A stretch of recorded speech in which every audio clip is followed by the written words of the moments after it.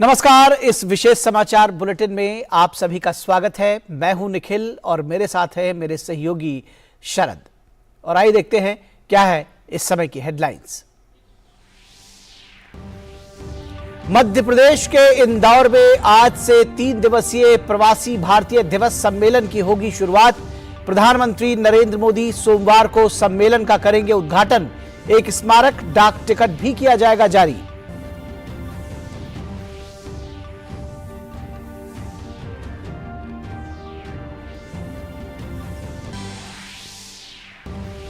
केंद्रीय वित्त मंत्री निर्मला सीतारमण कोटा में एक क्रेडिट आउटरीच कार्यक्रम में लेंगी हिस्सा। वित्त मंत्री और लोकसभा अध्यक्ष ओम बिरला प्रधानमंत्री स्वनिधि योजना और मुद्रा योजना के तहत रेहड़ी पटरी वालों, लघु उद्यमियों और पशुपालकों को ऋण वितरित करेंगे।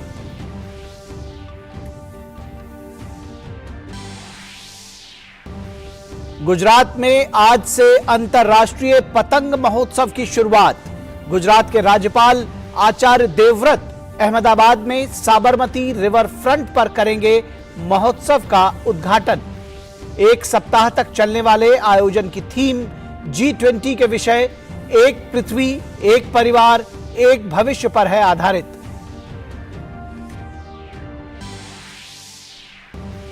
उत्तर भारत के कुछ भागों में शीतलहर का प्रकोप जारी। कड़ाके की ठंड के चलते सामान्य जनजीवन हुआ अस्त व्यस्त। घने कोहरे के चलते सड़क, रेल और हवाई यातायात बाधित।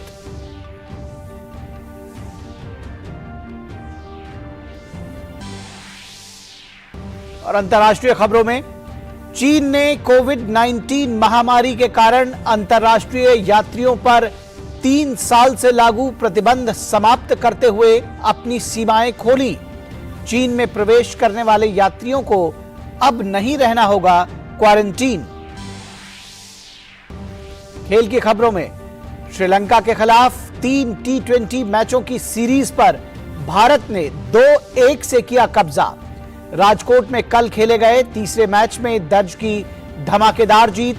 51 गेंदों में 112 रनों की नाबाद तूफानी पारी खेलने वाले सूर्य कुमार यादव बने जीत के नायक।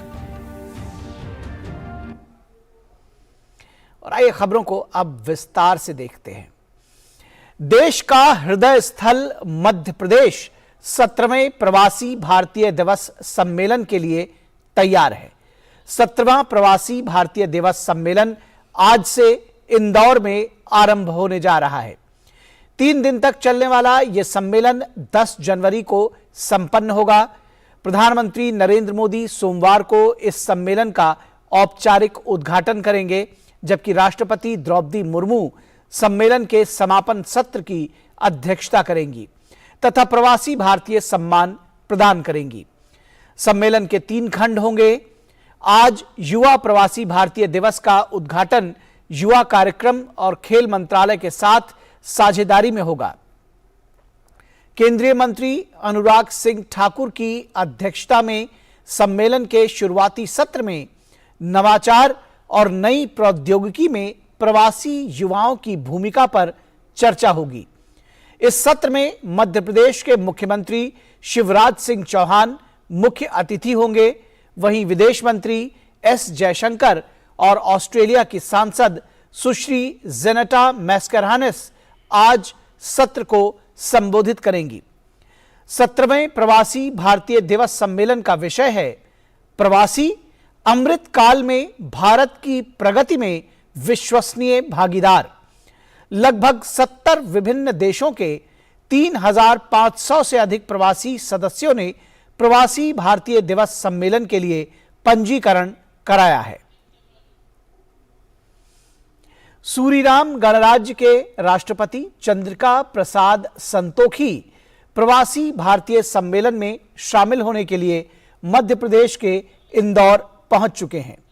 मध्य प्रदेश के गृह मंत्री नरोत्तम मिश्रा और जल संसाधन मंत्री तुलसी सिलावट ने इंदौर एयरपोर्ट पर राष्ट्रपति संतोखी का स्वागत किया। वहीं गुयाना के राष्ट्रपति डॉक्टर मोहम्मद इरफान अली प्रवासी भारतीय दिवस सम्मेलन में शामिल होने के लिए नई दिल्ली पहुंच चुके हैं।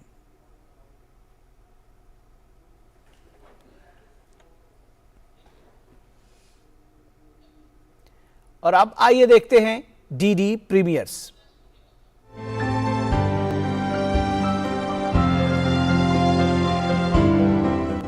नमस्कार, आप देख रहे हैं डीडी प्रीमियर्स और आपके साथ मैं हूं शहला निगार। अपने इस खास प्रोग्राम में हम बात करते हैं दूरदर्शन के विभिन्न नेटवर्क्स पर प्रसारित होने वाले शानदार धारावाहिकों की। तो सबसे पहले बात करेंगे धारावाहिक सुरों का एकलव्य की।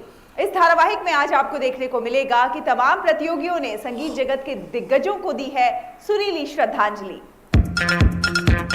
बप्पी लाहिड़ी अपने जोशीले गीतों से सबको नचाने वाले डिस्को किंग, जिनके संगीत का जादू सर चढ़कर बोलता है, दिल में हो तुम। सुरों का एकलव्य भाग्यशाली है कि बप्पी दा का प्यार और आशीर्वाद इसे मिला।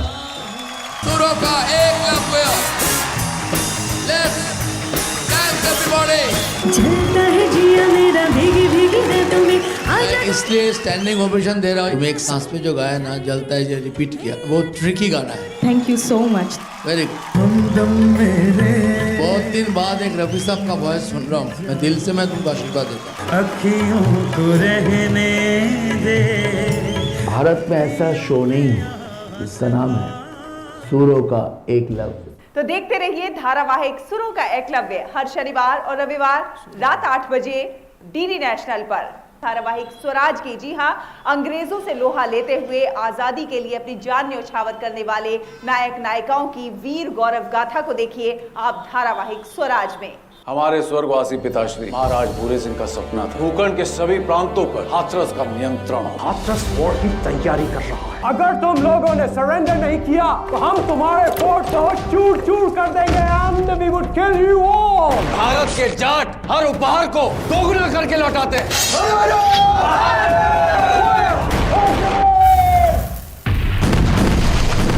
तो देखते रहिए धारावाहिक स्वराज हर रविवार सुबह 9 बजे डीडी नेशनल पर। तो दूरदर्शन के विभिन्न नेटवर्क्स पर प्रसारित होने वाले इन शानदार धारावाहिकों का आप उठाते रहिए आनंद। हमें दीजिए अनुमति। नमस्कार।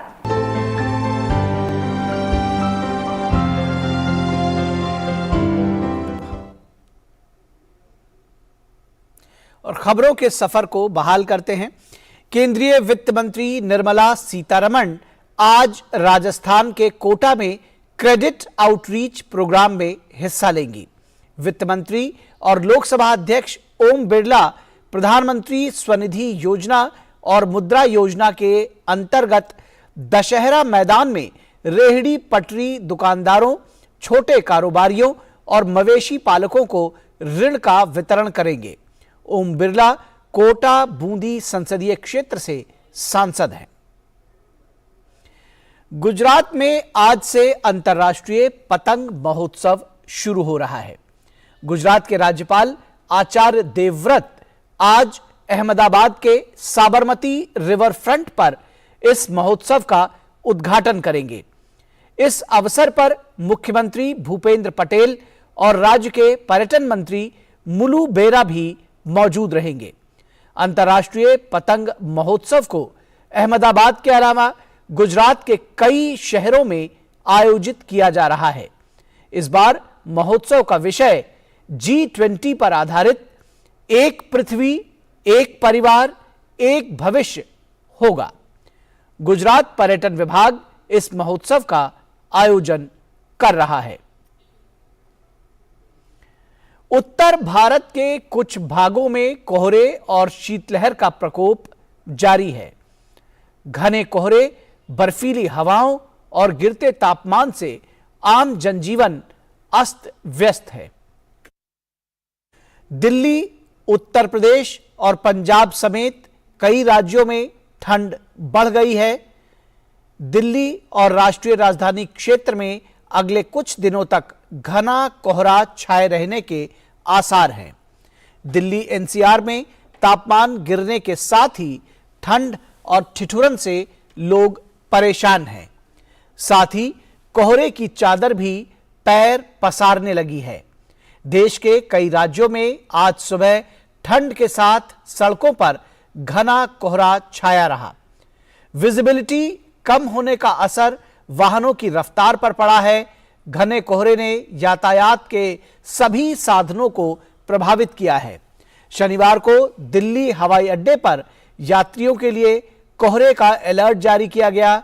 वहीं कोहरे की वजह से दर्जनों विमानों के टेक ऑफ में भी देरी हुई, जबकि विमानों की लैंडिंग में भी समस्या आई। उधर रेल की रफ्तार पर भी कोहरे की मार पड़ रही है।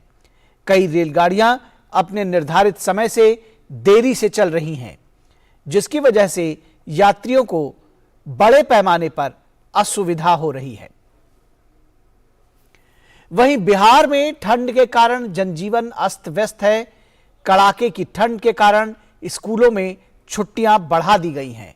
पटना, पश्चिमी चंपारण और भागलपुर सहित कई जिलों में 10वीं कक्षा तक के सभी स्कूल अब 14 जनवरी तक बंद रहेंगे। पहाड़ों से आ रही बर्फीली हवाओं के कारण राज्य में कड़ाके की ठंड पड़ रही है। मौसम विभाग का अनुमान है कि अगले 3 से 4 दिन तक यही स्थिति बनी रहेगी। घने कोहरे के कारण रेल, सड़क और हवाई यातायात भी प्रभावित है। पटना से गुजरने वाली कई रेलगाड़ियां अपने निर्धारित समय से कई घंटे की देरी से चल रही हैं। उधर कोहरे के कारण पटना और दरभंगा हवाई अड्डों पर उड़ानों में भी देरी हो रही है। चीन में कोरोना के बढ़ते मामलों के बीच अंतर्राष्ट्रीय यात्रियों के लिए कोरोना प्रतिबंधों को समाप्त कर दिया गया है। प्रतिबंधों में ढील के बाद चीन में प्रवेश करने वाले यात्रियों को अब क्वारंटीन नहीं रहना होगा। इससे पहले 3 साल तक चीन में आने वाले यात्रियों को 2 हफ्ते तक क्वारंटीन रहना जरूरी था। चीन में इस समय कोरोना के नए वेरिएंट का कहर तेजी से बढ़ रहा है। कोरोना के बढ़ते मरीजों से अस्पतालों की व्यवस्था पूरी तरह से चरमरा गई है।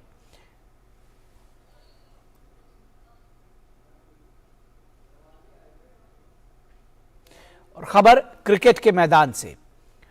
भारत ने राजकोट में कल खेले गए तीसरे और अंतिम T20 मैच में श्रीलंका को 91 रनों से हराकर 3 मैचों की सीरीज को 2-1 से अपने नाम कर लिया।